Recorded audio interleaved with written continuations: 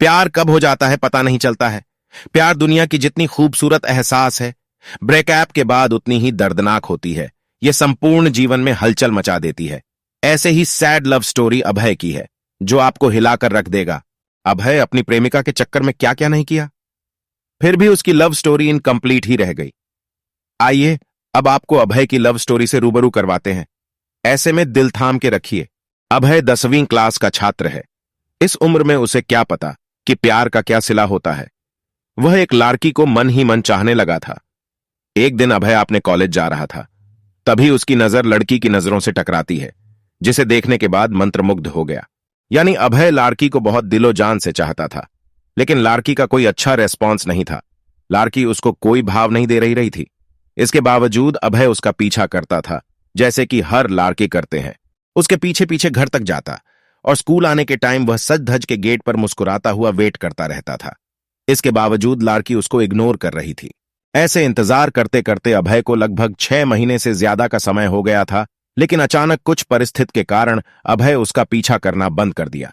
अब लड़की की नजरें रोज उसको खोजने लगी, लेकिन वह दिखाई नहीं देता था। वह पागल सी होने लगी। लड़की की काफी बेचैनी के बाद भगवान ने उसकी सुन ली। अभय उसको रास्ते में अचानक दिखाई पड़ता है, तो वह उसके पीछे जाकर घबराई सी कहारी होती है और पूछती है, अभय कहाँ थे? कोई बात थी क्या? आप मुझसे नाराज हो? अभय इतना सुनकर फपक फपक कर रोने लगा। कहा, मेरी मां का देहांत एक्सीडेंट में हो गया है, जिसमें मेरे पैर भी जा चुके हैं। अब न तो मेरी मां रही और न ही मेरा पैर। मेरी मां का देहांत एक्सीडेंट में हो गया है, जिसमें मेरे पैर भी जा चुके हैं। अब न तो मेरी मां रही और न ही मेरा पैर। लड़की हिचकिचाई और बोली, अभय सॉरी, मैं आपको डिस्टर्ब की। मुझे पता नहीं था आपके साथ इतना बुरा हुआ। अब मैं हूं आपके लाइफ में, कभी बुरा नहीं होने दूंगी। इतने में अभय ने सोनिया को गले लगाया और कुछ ही पल में सोनिया का कंधा उसकी आंसुओं से भीग गया। दोनों एक दूसरे के साथ रहने की कस्में खाएं। सोनिया और अभय का प्यार दिनों दिन बढ़ता चला जाता है। सोनिया और अभय इतना ज्यादा क्लोज हो जाते हैं, साथ में घूमना और पार्क में जाना, डिनर करना, शॉपिंग करना आदत बन गई। अभय और सोनिया का प्यार इतना गहरा होता चला गया, एक दूसरे से बिना मिले रह नहीं पाते थे। जितना प्यार गहरा होता गया, ये प्रेमी जोड़े समाज की नजर में आते गए। धीरे धीरे उनका प्यार इतना ज्यादा हाईलाइट हो गया, लड़की के घर तक बात पहुंच गया और घर वालों को उनका प्यार मंजूर नहीं था। उस लड़की के घर वालों ने उसका कॉलेज जाना भी बंद कर दिए और उसका सेल फोन भी छीन लिए और घर से बाहर भी नहीं निकलने देते थे। एक तरफ सोनिया अभय के प्यार के लिए तड़प रही थी, उधर अभय सोनिया के प्यार के लिए तड़प रहा था। वो एक दूसरे के प्यार में इतने मजबूर हो गए थे, सिर्फ एक नजर देखने के लिए तरस गए थे। और सोनिया के घर वालों ने उसकी शादी करने का प्लान बना रहे थे।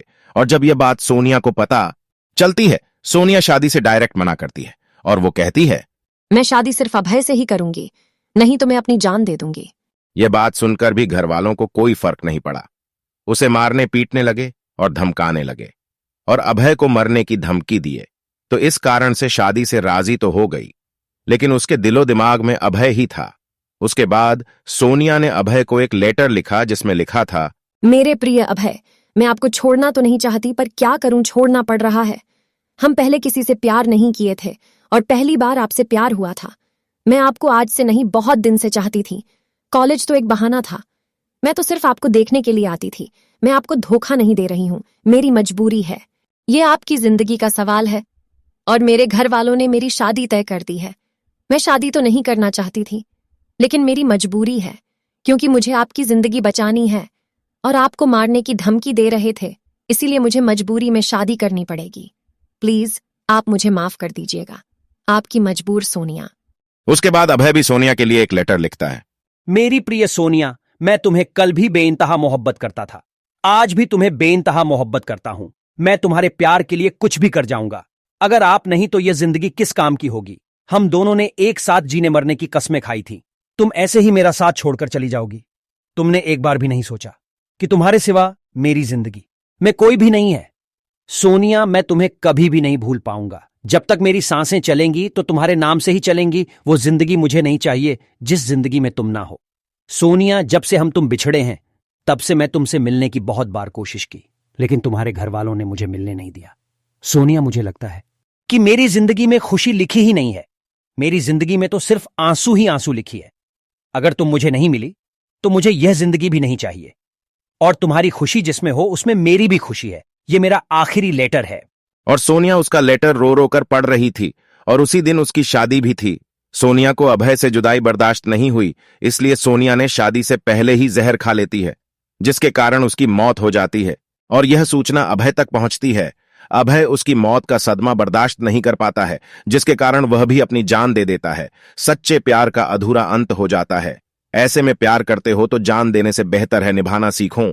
दोस्तों, क्या इस कहानी में अभय और सोनिया ने सही निर्णय लिया? क्या दोनों प्रेमियों को मौत के अलावा और कोई रास्ता नहीं मिला? दोस्तों, यह पूरी तरह से गलत है। आपके अनुसार दोनों को क्या करना चाहिए था? कमेंट में जरूर बताएं। साथ ही अच्छा लगा हो तो लाइक करें और इसी तरह के वीडियो सबसे पहले देखने के लिए हमारे चैनल कागन मोटिवेशन को सब्सक्राइब करें और बेल आइकन को ऑन करें।